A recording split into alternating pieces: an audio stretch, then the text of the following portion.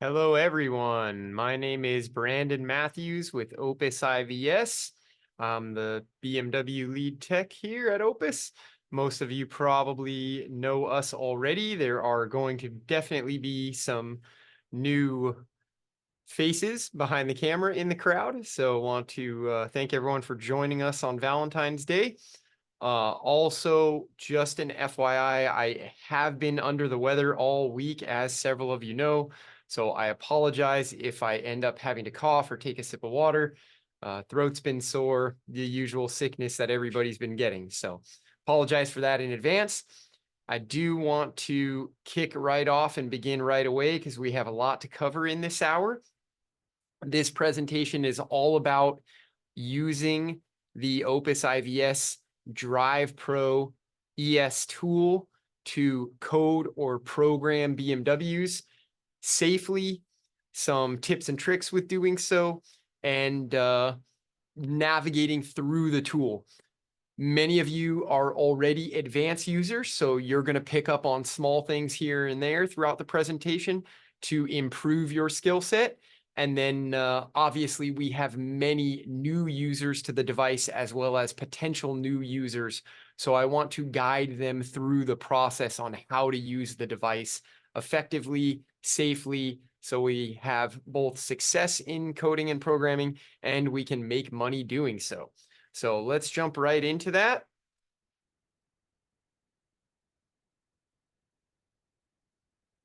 Okay, so one of the first things that I want to get into are some prerequisites with regards to programming, coding these vehicles. Right out of the gate, we need to make sure that the device itself, our tool, is up to date, right? So we don't want to program with older software on the tool. We want to program with the latest and greatest Opus IVS software release. Secondly, we want to make sure the key is on, engine is off. We want to make sure a power supply is connected to the jump start terminals under the hood, not directly on the battery.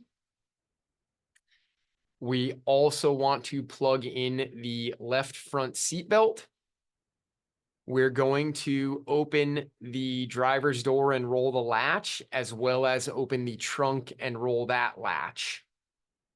We want to make sure that we don't run any cables through the windows, as it is possible for windows to roll up and down during the programming event or after programming when doing post-programming actions like window calibration, etc. We also want to make sure that the wipers are free to operate. One of the things I really want to stress on this slide is the third bullet there, which is the power supply. I talk to a lot of people daily doing technical support, and they're trying to code or program using a jump box or a battery charger, etc. And although they often get away with it, it is super critical to note that a power supply is not the same thing as a battery charger, although people often interchange those terms. A power supply is designed to supply a constant voltage to a load.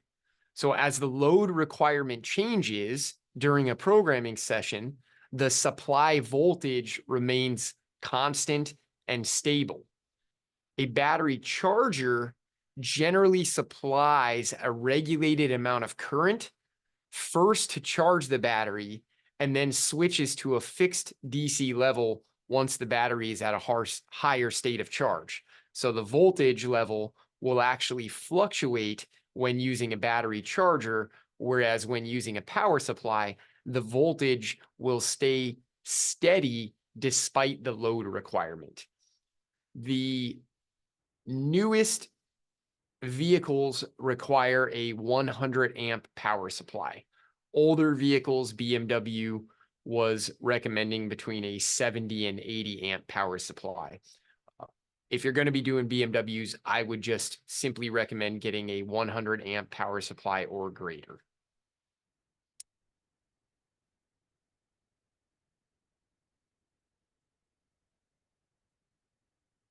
We also need to make sure that the sunroof is free to operate.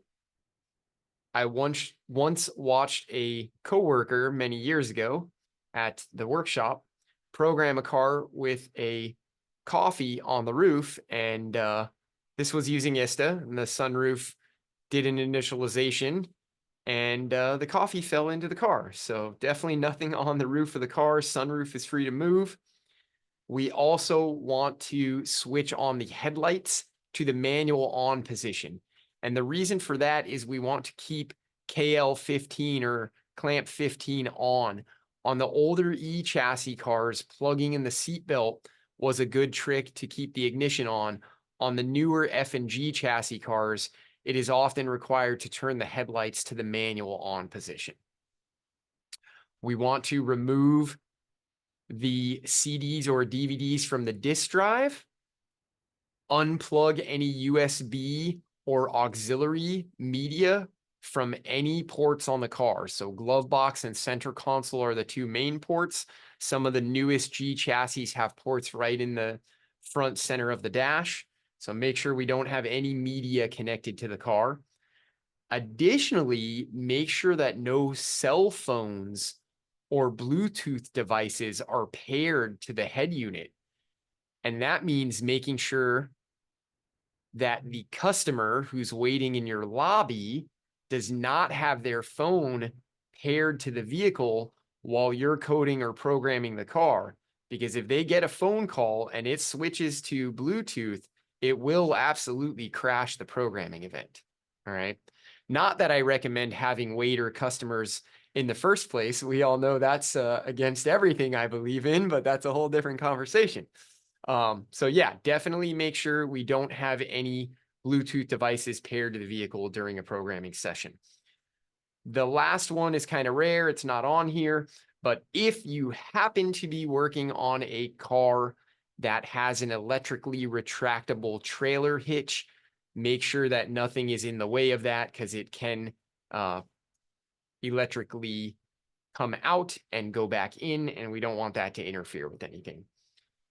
Additionally, we need to really understand the difference between coding and programming before we're starting to execute functions on these cars, right?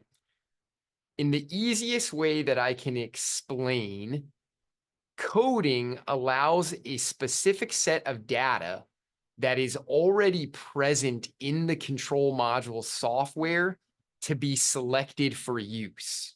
All right. A very easy way to understand this would be a lighting control module.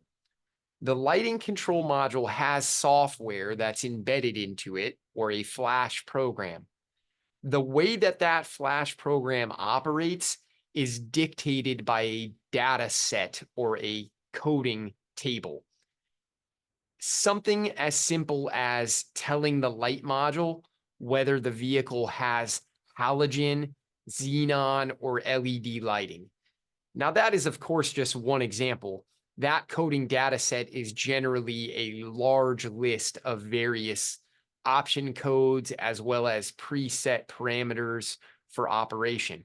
That is just an easy way to understand the difference between coding and programming. Coding is basically selecting a data set for use by the software in the control unit. Programming is a process used by BMW to load a system-specific application and operating instructions for a control unit. Okay, so programming means you're going to be injecting software into the control unit. Coding essentially is you're either injecting a coding file, which has a data set selected, or you're going to be telling the module a specific data set for its own use. You do not need to be educated in order to code a module. The scan tool or the DrivePro is going to do everything for you. You're just going to select that you want to code the module, and then it's going to pick the correct data set based on the vehicle build options. So you don't need to be a rocket scientist to know what what data set to choose and how to do these things. If you can follow a preset pathway in the DrivePro, you can accomplish these tasks on your own. That's also the beauty of having a DrivePro and the unlimited support. Naturally, we can help you with this process as well. As most of you know, the DrivePro Unlimited comes with unlimited technical support, which is really our claim to fame and how you would get a hold of me should you need any diagnostic, programming assistance, or just general business advice with working on BMWs or running the shop, etc. So now that we have a general understanding of coding and programming, the question always becomes, what do I need? Do I need coding or do I need programming?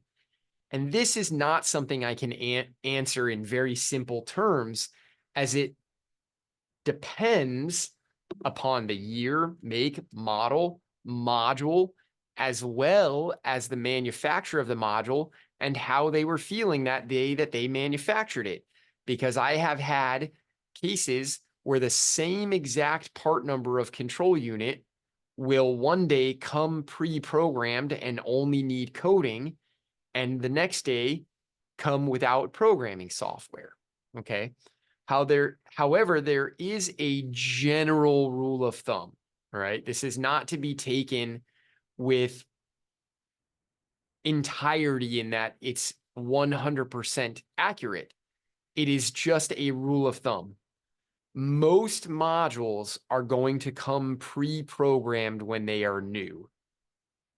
CAS control units, FRM control units, lighting control modules, fuel pump control modules, RDC, which is the tire pressure control module, MRS, the airbag module, ACSM, SCL, steering column switching center, amplifier, instrument cluster, CCC, which is the older radios, car communication computers, DSC, which is the ABS module, EMF, which is the parking brake.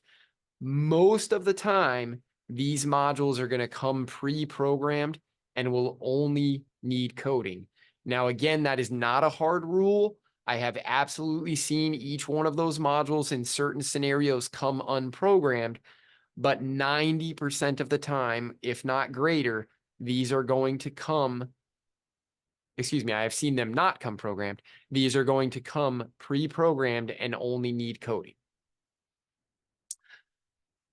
Modules that need programming every single time are going to be engine computers, DMEs, transmission computers, EGSs, and EPS units on an F10 and G body cars.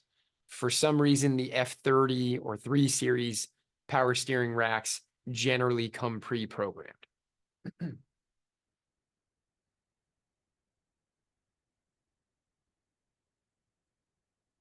I get a lot of questions about what's the difference when I program with the BMW factory tool versus the DrivePro ES. So I want to cover some of the advantages and disadvantages of each device, right? Because like a ratchet or a wrench in your toolbox, we don't just use one diagnostic tester for everything, right? The DrivePro is going to be able to handle a lot of stuff on BMW, and it has some definite advantages over the factory device. But that does not mean the factory device does not have a place in the industry, right? So one of the advantages of using a factory tool is a complete vehicle update, right? So as many of you know, a lot of people use ISTA already. And when you run a measures plan or a programming plan, it is a requirement to program the complete vehicle. You cannot select an individual module and program that module. All modules that have updates available will be programmed, with the exception of infotainment control units on older models. On newer models, there are no exceptions. Another advantage would be there are no exclusions, right? If you use the factory software and factory tool, you can program any module 99.9%. Another advantage would be that ABLs, which are what we call service functions in the BMW world, things such as steering angle adjustment, window initialization, etc., are going to be automatically added to the action plan based on what modules are being programmed or encoded, right? And then lastly, with the factory tool, we have the ability to import the original vehicle order or build data should the car have been corrupted or tampered with. Now, what are some of the disadvantages of using the factory tool when compared to other tools? One is there's the potential for high cost. I believe the current BMW subscription price is $2,600 per year. So not terrible, but not necessarily great if you already have another device that foots the bill. It is certainly not intuitive for most users. There's a much bigger learning curve with the factory software than there is with the DrivePro ES.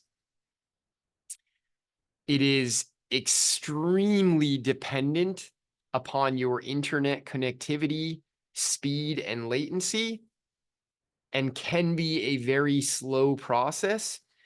Is always a slow process, but can be a very slow process depending upon the PC, the internet, as well as what modules need programming.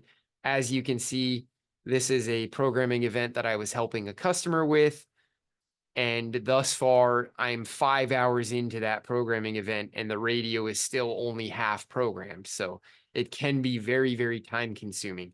I have a TeamViewer video of one car that I did that took 72 hours to program a radio.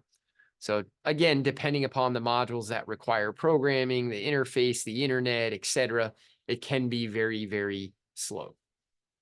There's also some risk involved when doing the complete vehicle because there is a lot more modules that are being programmed. And the more you do, the more risk you inherit, of course. In the event of an error, there is a lack of technical support through BMW. Of course, if you are an Opus IVS customer or a DrivePro owner with a valid subscription, you have technical support through me. And that is not limited only to your DrivePro ES or your DrivePro. I am able to help you with any tools that you have, so feel free to lean on me. And then the last disadvantage is if there are any errors with the vehicle, you cannot program that vehicle regardless of the error type. So for example, if the tire pressure module is offline and that is not something the vehicle owner wanted to fix, and you fit a new engine control unit for some type of drivability issue, you would not be able to program that engine control unit with the tire module offline. Okay. Some of the advantages of programming with the DrivePro ES: technical support, software support, much, much faster and more efficient than the factory tool. The cost for BMW and MINI programming is included with your subscription. We minimize risk by doing selective modules and individual modules. And we do have some ability to edit vehicle orders on e-chassis, etc., as well as do retrofits, which we may talk about a little later if we have time. Please rely on me, the technical support, for those last items.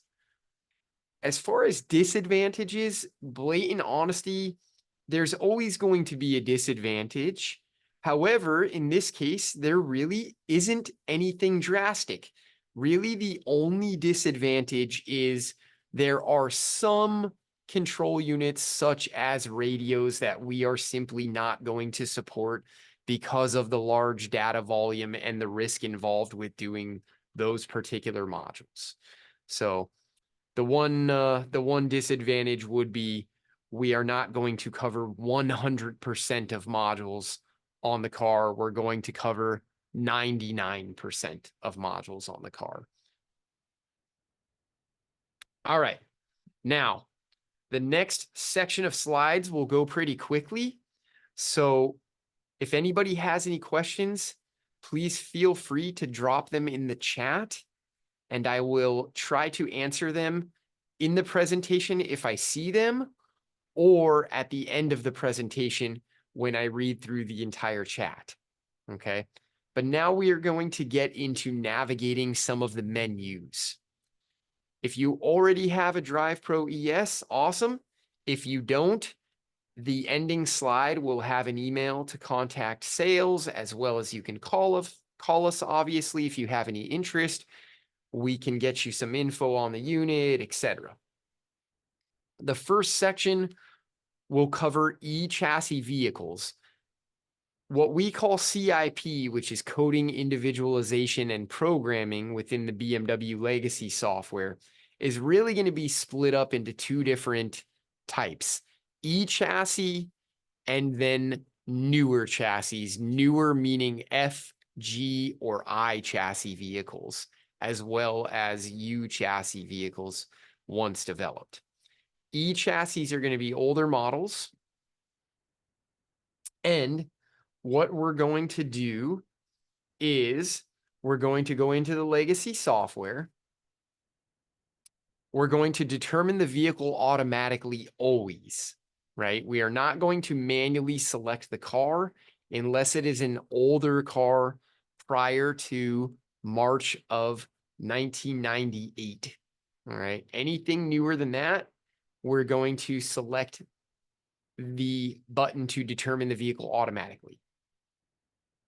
We are also going to verify that the vehicle information that was pulled by the tool is accurate. We want to double check the VIN number, right? We want to make sure that nobody fit a used module, and when we go into the car, it's pulling the wrong data up. So verify that we have the right vehicle. We're then going to run a quick test. We really don't need to do anything with the quick test.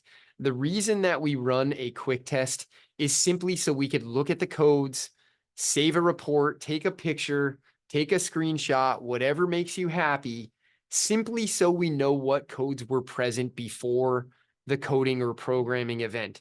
The last thing we want to do is have a fault after the fact and then go, was that fault there before? Well, I really don't know because I didn't check, right? So I'm a big advocate of checking the fault codes before doing any coding or programming. Once you're done with the quick test, again, you don't need to do anything special with it. Save the codes as you desire.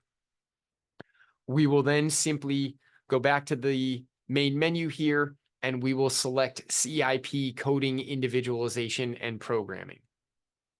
We're going to get a liability disclaimer, which you are, of course, going to accept. So that will be the first button that you press. Once you press that, you will see the page here on the right. At the top, you're going to see the installed version of CIP. This is not relevant to the car. This is relevant to the software that is installed on your device. So is your tool running up-to-date software? What version of CIP software is on your device currently? We are going to verify that that is at the latest level. The current level is 103.4. We do update that on a somewhat regular basis, generally maybe every 2, 3, 4 months. All right, so we want to make sure we're up to date. And then we are going to verify the date is accurate. One thing that tricks people all the time is the date is in European format. We're working on Euro cars here. So we are going to put day, month, year, not month, day, year. So day, month, year. We'll hit edit. We'll simply type in the correct date. Bada bing, bada boom. Once we've done that, we will hit the continue button. Once you hit continue, it's going to read out the vehicle information. It'll have another page where you'll hit continue. It'll show you, a little slide like here's some vehicle info and the vehicle order. Hit continue. You'll hit continue, easy peasy. It will then take several minutes to read all of the programming statuses of the various control units fitted to the car and produce a screen that looks like this. At the top of that screen, there is going to be a button for the initial report. That initial report is usually wise to look at, in my opinion. When you click that button, it's going to bring up a screen that shows you all of the available updates as well as any errors with modules on the car. For example, on this vehicle, it alerts us that the footwell module failed to communicate. So when we ran CIP and it read into all the modules and it tried to read the programming and coding status out of the footwell module, and the footwell module was non-responsive, it now alerts us of that information in this initial report. That is particularly helpful with e-chassis vehicles because e-chassis vehicles will not delineate what modules are fitted or not fitted to the vehicle normally when running a quick test. So if you suspect that you may have a module offline, let's say you're having a radio issue and you think maybe the most bus ring is down and you want to see what modules don't communicate because of that, this is a little trick to use. You can go into CIP, view the initial report, and that will determine for you what modules are fitted to the car and not communicating. If you look on the left side of the screen, right above the red little X, in a small red outline, you'll see a button that says Task Manager.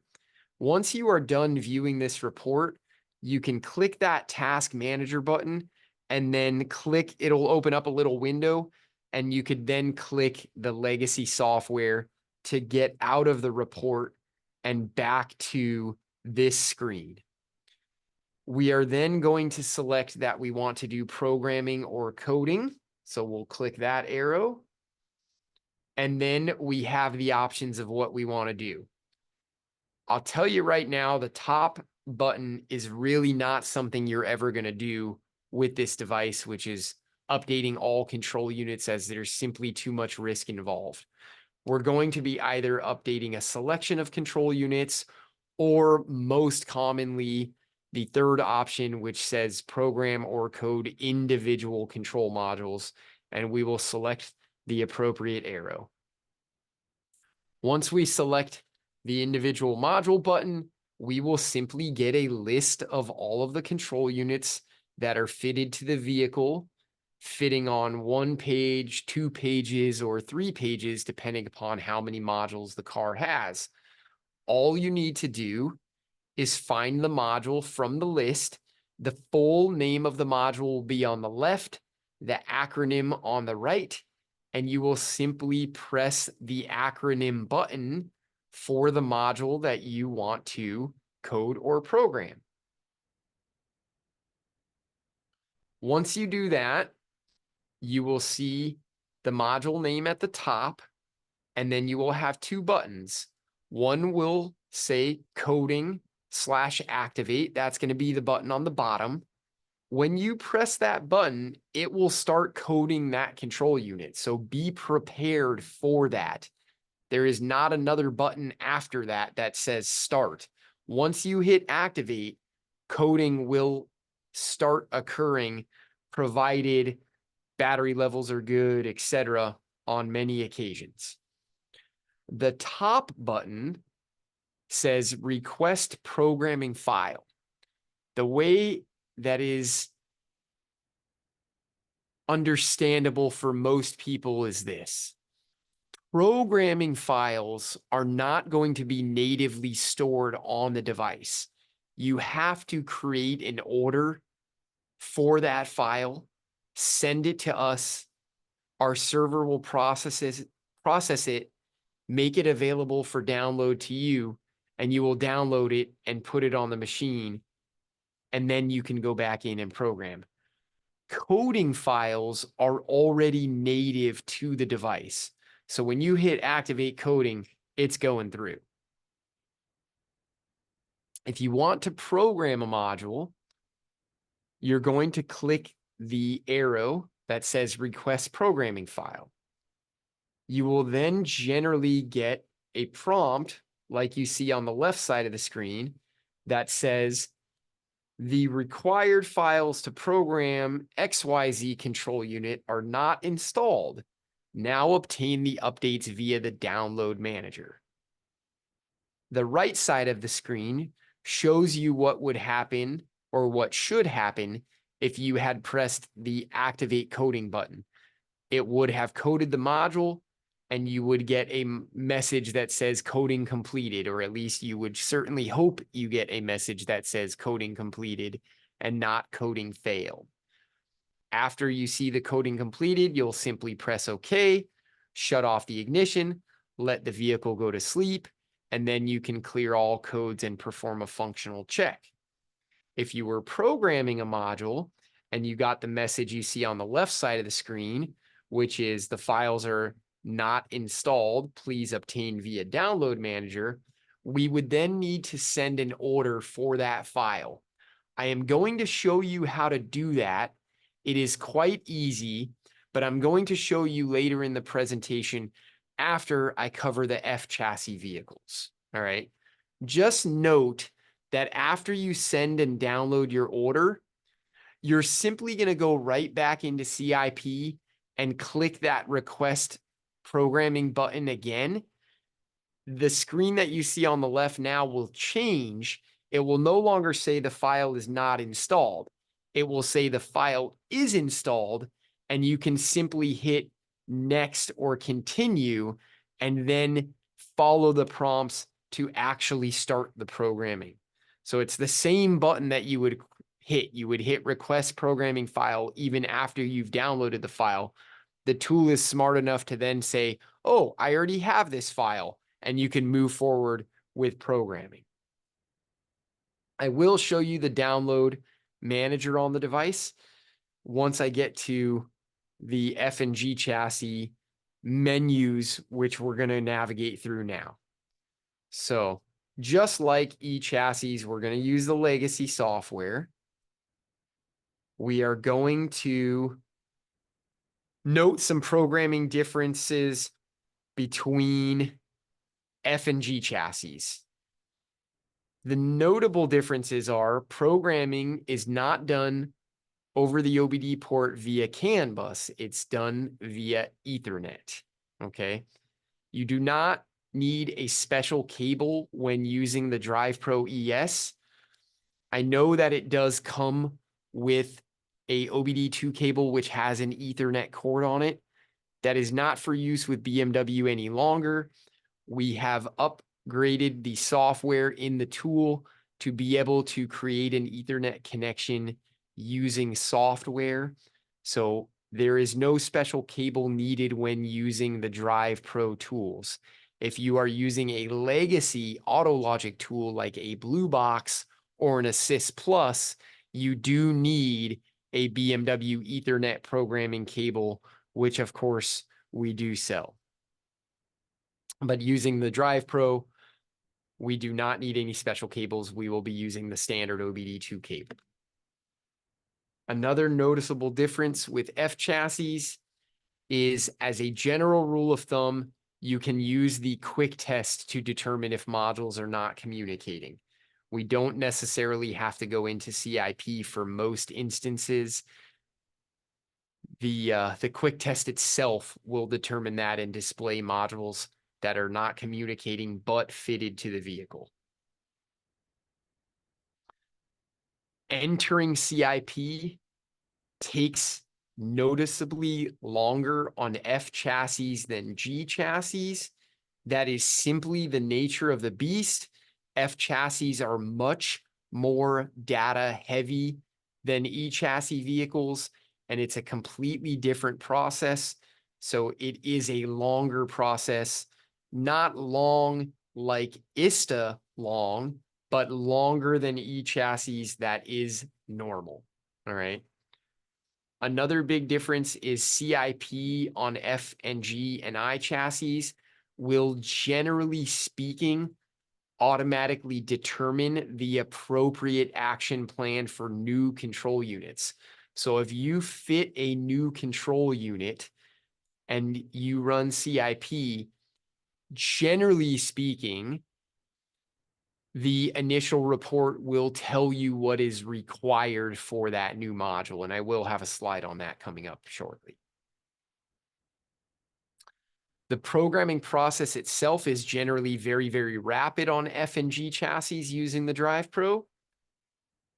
And another big noticeable difference is errors with unrelated modules on F and G chassis can prohibit programming. All right. I do see some questions coming in. Don't worry, I will get to them at the end of the chat. So just bear with me there, FYI, but I will try to get to them.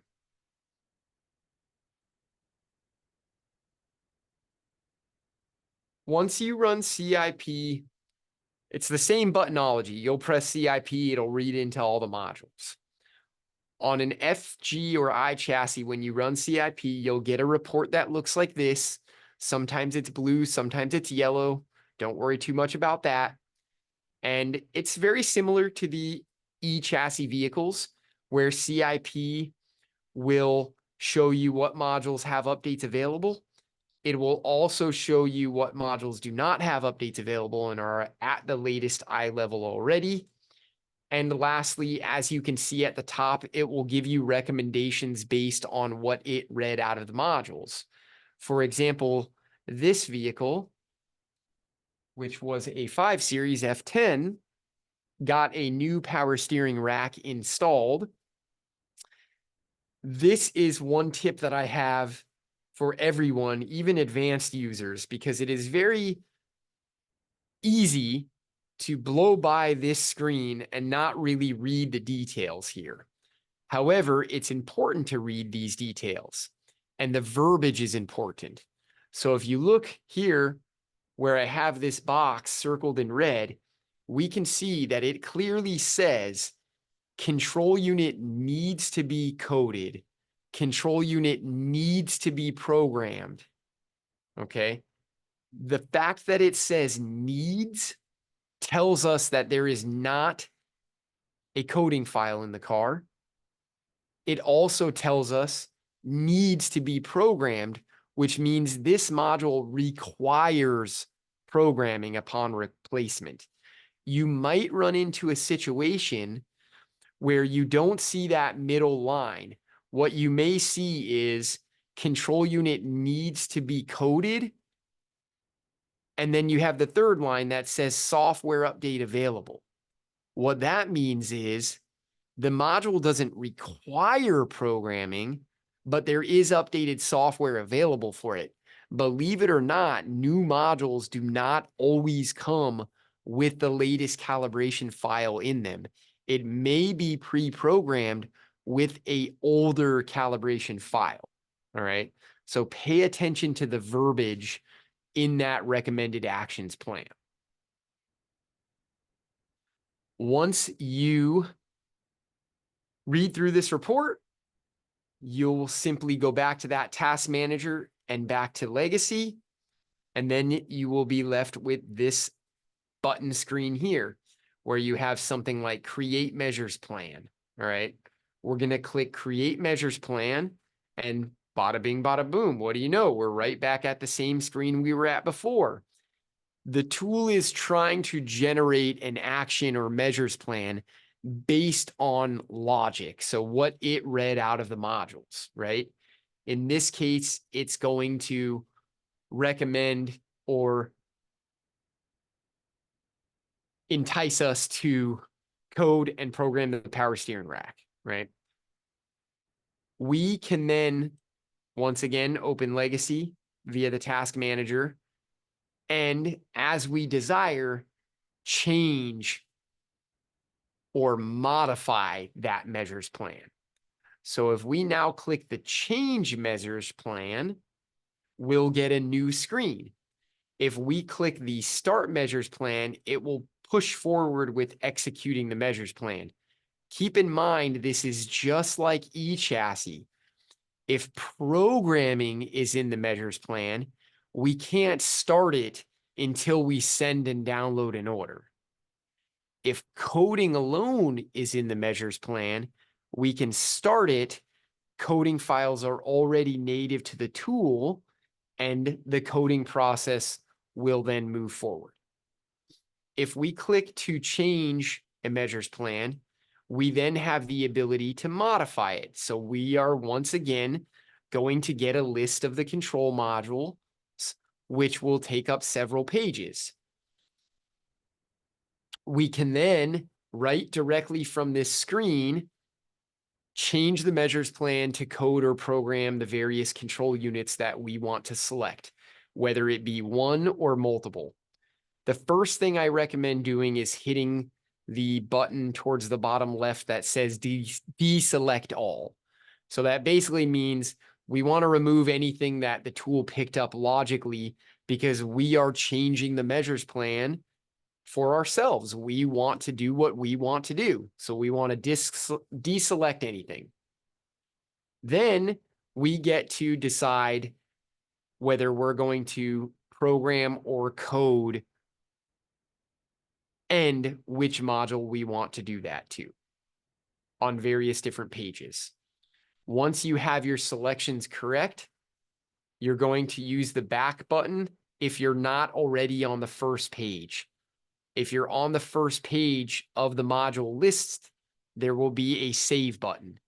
If you're on page 2, 3, 4, 5, etc., you'll want to make your selections and then click back repeatedly until you get to the first page of modules. And you see then the save button towards the bottom right. Once you have made your selections, press the save button. Once you do that, you will get a prompt that says, AutoLogic cannot find the update you need to do your measures plan. Please use the download manager, right? So very similar to the eChassis in that when you want to program something, you need to send us a file request, all right? Once you get this message or the message that I pointed out before on eChassis, because you're trying to program something, we need to send an order. What we're going to do is go to the home screen of the tool. We need to make sure that we're logged in at the top, right? Because we need to be online with our account in order to send an order. If your shop has bad Wi-Fi, or you're in the parking lot, or you're on the complete opposite end of the shop from your internet router, now would be a wise time to either hardwire the internet or bring the tool closer to the router or the internet source before you send the order. Wi-Fi is not ideal if you're out of range and or have poor Wi-Fi, right? So make sure you're close to your router or hardwired, and you're going to select the File Manager Manila Envelope button. Once you select that, you'll be brought to a new screen. In the bottom right corner, you're going to have a button that says Legacy Programming and Order Manager. Easy as day, select that.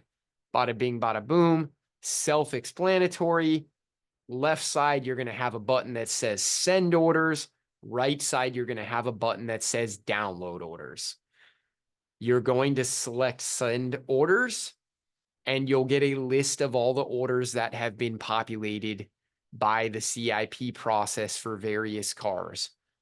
Find the one with the appropriate VIN number, right? Send the right order for what you're working on. Oftentimes, most often, new orders come into the device on the bottom. So you may need to scroll down if you do this frequently and you have enough orders that take up just the view on the screen. Once you send the order, there's an approximate waiting time of anywhere from 5 minutes to 40 minutes. That's totally dependent upon our server load, in all honesty, right? If we have half of the world submitting programming orders at the same time, the processing time will be slightly longer. If we have minimal traffic on the server, the processing time is very rapidly. As a general rule of thumb, about 15 minutes is a good average amount of time. When you send the order, whatever account you use to send it, our server will automatically send you an email to let you know that your order has been processed or there's a problem with your order. Most commonly, to be honest, I don't even really check my email. I just send the order. I go do something else for 20, 30 minutes, 15 minutes, whatever it may be. I come back to the device. I click download orders. I scroll down to the bottom. I look for the order with the appropriate VIN number. Bada bing, bada boom. Once you select the order with the appropriate VIN number, it's completely self-explanatory. It's just going to download the order and say download has been applied. Keep in mind, that is not doing anything to the vehicle. You are just putting the necessary software for the vehicle on the tool. We do it this way for stability. This means that you don't need an internet connection when you're actually programming the car, unlike the factory tool. If you lose internet when you're using our device and programming a BMW, it doesn't matter. You only need internet when you're sending and downloading the software file, right? So much more stable than being dependent upon an internet connection. Once you have downloaded the file, you're going to go back to the vehicle and select CIP again. When you go back into CIP, the device is smart enough in most instances to know that you were already in there creating a plan. So this prompt is going to say, hey, a measures plan has been created for this vehicle. Do we want to load that measures plan? If you do, then select yes. If you're trying to go back into CIP from scratch, let's say you programmed an engine module already on this car, and now you're trying to go back and do the transmission module, then we want to start from scratch. Select no, right? So again, select yes or no, depending upon what you actually need. If we are trying to execute the measures plan that we previously created and sent and downloaded an order for, you're going to select yes. If not, and you're trying to do something new, you're going to select no. Simple as that.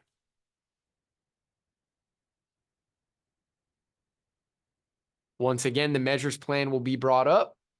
You can close that by clicking Task Manager on the left side and then reopen the legacy software. And you will then have a button that you see on the left side of your screen that says Start Measures Plan. When you hit Start Measures Plan, the tool is going to automatically, on F and G chassis and I chassis vehicles, do a couple basic prerequisite checks. For example, it will check whether the voltage level is sufficient for programming. As you can see from the highlighted box here, this vehicle's power supply switched off and we were only at 11 volts, give or take. The tool will not allow you to program at 11 volts, all right? You have to correct the voltage level before you program. Another thing that is a hot tip for even advanced users, because again, I know there's some people in this webinar that already have the device and are familiar with a lot of these menus, but my goal is to give you guys some nuggets of information as well as catered to the new clients. Those voltage values on the bottom of the red box are not dynamic values. What I mean by that is if you were to take this vehicle and go switch on the power supply, those voltage values displayed on the device are not going to change. In order to get those to change, you would have to click the continue button, and then it will recalculate the voltage. If the voltage is still too low, it will simply redisplay them just like this. If the voltage is then above 12 volts, it will actually start the programming process. All right. So that's a good little tip for advanced users. That's not a dynamic value. If your voltage is low and your power supply happened to switch off or something like that, you switch it back on, you think everything is good, you have to hit the continue button for the tool to recalculate the voltage. And if the voltage level is then good, it will continue to program. All right. Bada bing, bada boom. Now, another thing that I want to stress, even though the tool will allow programming and coding down to 12.0 volts, I do want to stress, as most of you already know, that is not good programming voltage, right? I recommend 13.7 volts when using a power supply. If you have questions about why I recommend that, I'd be happy to answer that in a different session or in a message, etc. But as a general rule of thumb, 13.7 is a perfect voltage to set a power supply to when programming BMW or Mini Coopers. Once programming has commenced, you'll see a progress bar. Do not disturb the vehicle in any way. Don't open or close any doors. Don't open the trunk. Don't get inside and flip on a light switch. Let the vehicle be until the programming process is completed. And when the programming process is completed, you're going to get a prompt that says, click OK to view the final report. Once you see that message, programming is done. You'll be able to click OK to view the final report, which will look like this. And if you are both lucky and skilled, you will see everything under the completed successfully section. Hopefully, you don't have anything under the error section. All right. So as you can see, I programmed this engine computer. This was a B46 engine on a F56 Mini Cooper. Programming and coding were both successful with no errors. So view that final report, make sure there are no errors, make sure that everything completed successfully. If you have an error, right? If something did not code or program successfully, what do I do? What do I do? Well, the first thing that I would suggest would be contact Brandon via technical support, right? Let me figure it out for you. However, if I'm not available because it's Sunday morning and you happen to be at the shop working, some basic starting point steps would be this. 1, shut off the vehicle, let the vehicle go to sleep, turn on the vehicle with regards to the ignition, not the engine, scan the vehicle, and assess the situation. Do I have fault codes? Do all modules communicate, etc.? All right. Depending upon the answers to those questions, the general best next step is to shut off the ignition, disconnect the scan tool, disconnect your power supply, disconnect the vehicle battery and or multiple batteries on many vehicles, and then do what is called a capacitive discharge, also known in the industry as a battery reset, right? Do that for at least 1 hour. Then reconnect the batteries, return on the ignition, plug in the tool, reassess the car, and attempt programming again, okay? On F, G, and I chassis, there's also a couple little tricks you can use. you can go into the service functions menu before you go into CIP. Right on the face of the tool, there's a button that says service functions, and you can delete transport mode and or re-energize the vehicle before going into CIP. Sometimes that will help if the car is stuck in an unprogrammed state or a module is locked out, etc. And then reattempt programming. If it's still unsuccessful, definitely get a hold of me on technical support. But always read this final report to make sure that everything was successful. You might even want to screenshot it, print it, email it, photograph it, etc., to give to the vehicle owner with their invoice. When programming is done, we have some post-programming procedures. Any required service functions need to be carried out. For example, if you programmed an FRM, you would then need to initialize the windows. If you program an FCD, which is the dome light assembly, you would then need to initialize the sunroof, so on and so forth, right? So we need to carry out any post-programming service functions. We need to delete all fault memory, and then we need to allow the vehicle to go to sleep. I do want to stress, and I mean stress, beat into everybody the second and third items on those dot points. Delete fault memory and allow the vehicle to sleep. And what I want to stress about this is delete fault memory. If you just finish programming the car and you delete all fault memory and there are faults that don't delete, do not panic. It is not abnormal at all to have programming faults. And when I say that, I don't necessarily mean fault descriptions that say programming. I mean message faults, adaption faults, things like that after programming. That is in many cases normal. You need to let the vehicle assume sleep. As a general rule of thumb, many chassis are different, but as a general rule of thumb, you can use 16 minutes for BMW that the vehicle needs to be locked up and asleep for.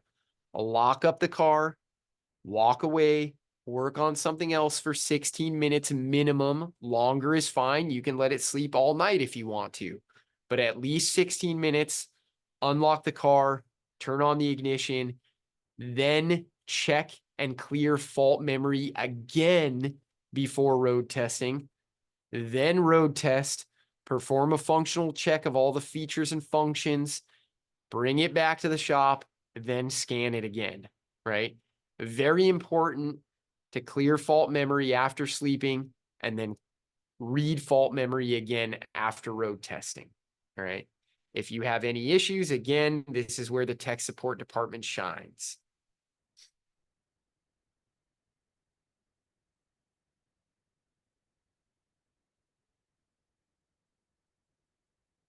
Before we get to the questions and end the presentation, I just wanted to mention something called retrofits and conversions.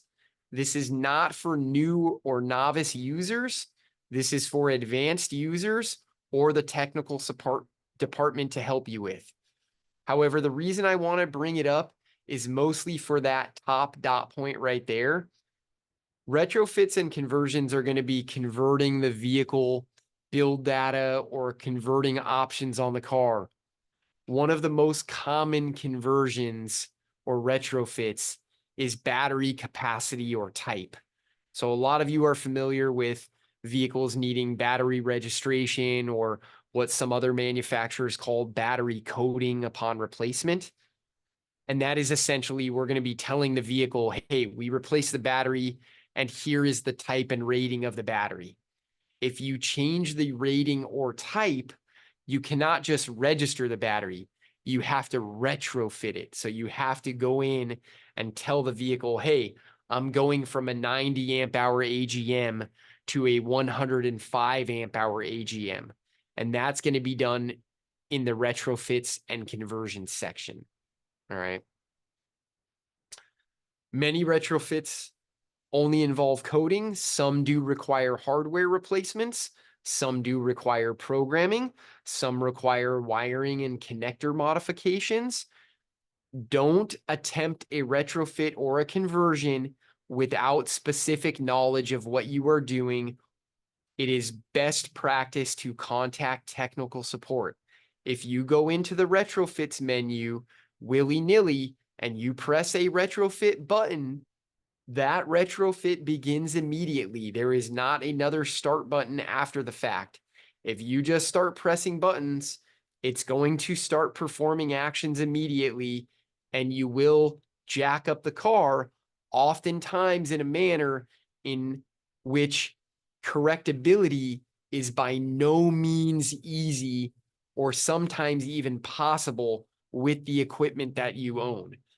So I'm going to stress again, unless you have specific knowledge, do not start hitting buttons in the retrofits and conversion sections. Leave that to the tech support team unless you have specific knowledge or experience with something like a battery capacity type change or retrofit. All right. Any questions, please feel free to email myself. My email address is Brandon.Mathews with 1 T at opusivs.com. You may want to take a quick picture of this screen. I am happy to field webinar questions or any BMW questions or any Opus IVS questions, device questions, etc. For any of you that are interested in the device, you can email sales@opusivs.com or myself, and I will connect you with the appropriate salesperson who can get you some info on the device. Please do check us out. Obviously, conducting free webinars like this cost us money. So we are, of course, hoping to gain something from it. So hopefully some of you reach out to us. I'm going to read through the chat and see if there's any questions that I can answer. One of them that I see right away is from Jose, and that is Opus for BMW only? The question is absolutely not. Opus IVS is a hardware, software, and technical support company. We manufacture scan tools, J2534 devices. We write software. And again, our biggest claim to fame is technical support. We offer technical support on BMW, Mercedes, Volvo, Porsche, Land Rover, Jaguar, Volkswagen, Audi, Ford, Chrysler, GM, Toyota, Honda, Nissan, Hyundai, Kia, basically all makes and models. I don't want to use the word excluding supercars. However, supercars are not our wheelhouse. We will do our best to help you, but that is not something we can guarantee. When it comes to standard German cars, BMWs, Porsches, Land Rovers, Volvo, Asian and domestic cars, Chevy, Ford, GM, Jeep, Dodge, all the subsequent car lines that come around with the big three, and Asian manufacturers, we gotcha. We offer 100% technical support. Yes, sir. That being said, I do see Jose or somebody had a follow-up question, which is, do you program Mercedes? That is not something I can easily answer. We offer some programming of Mercedes. It's not as comprehensive as BMW. We do offer full technical support for Mercedes from boot to bonnet, all years and models. Programming is a different story and a little more hit or miss, blatant honesty. Our BMW programming and coding is very, very advanced, as well as some of the remote assist programming capabilities for Asian and domestic cars. We can get you that info if you contact me or sales. All right. But we do offer full technical support on Mercedes as well. Let me scroll through and see some other questions.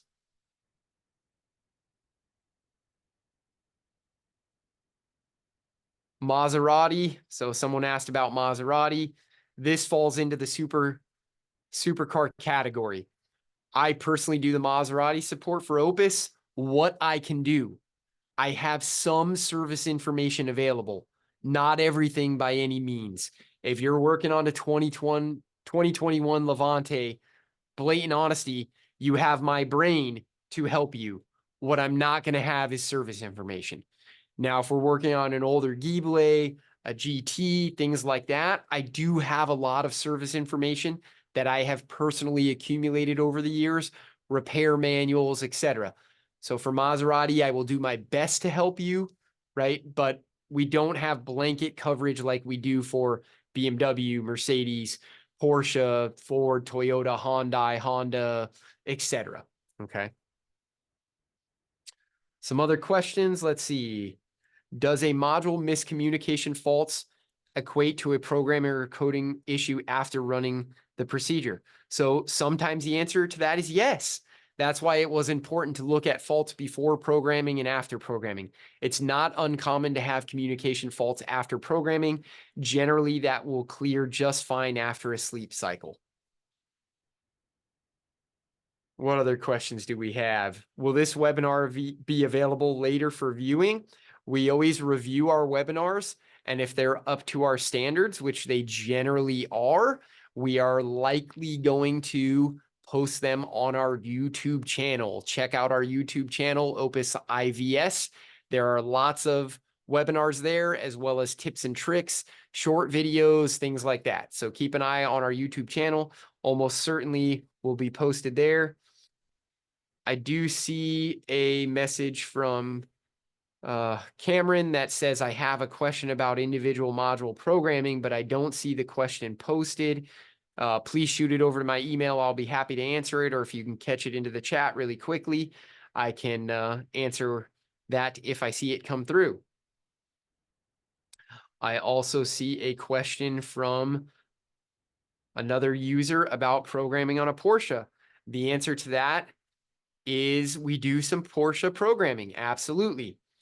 It is, again, not as in-depth as BMW, and it's mostly going to be revolving around the 996, 997 platforms, like 986s, 987s, 996s, 997s, etc. We do have a fair amount of coding available for later models, but not as much programming. We can also do key and alarm configuration on the 9X7 and 9X6 body styles as well, but not the newer models. So programming on Porsche, yes. All models, no. Coding on Porsche, yes. Again, all models, no. So hopefully that answers your question. I can get you more in-depth answers if you shoot me an email. And lastly, I have a few thanks coming in, so I appreciate everyone. Thank you for the praise. If I missed any questions, again, please feel free to contact me at the posted email address there or the sales department. I'd be happy to answer anything I missed. I didn't intentionally miss anyone. So if I did happen to miss your question, it's just because I have so many things on my screen. I will get you an answer to shoot me an email. Other than that, I want to thank everyone for joining us.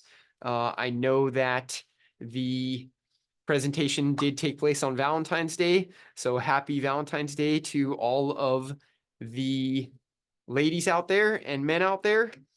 And for those of you that stuck with me through the whole thing, thank you very much. I did see one more question about Jaguar Land Rover pop in. The answer to that is yeah, we do have, I don't want to say 100% coverage on Jaguar Land Rover, but very, very strong. We also have very, very strong programming coverage on Volvo. So we've got a lot. We've definitely got a lot. Check us out. Shoot over any questions via email. And thanks to everyone. Have a great evening. Signing off for now. Thanks so much. Bye-bye.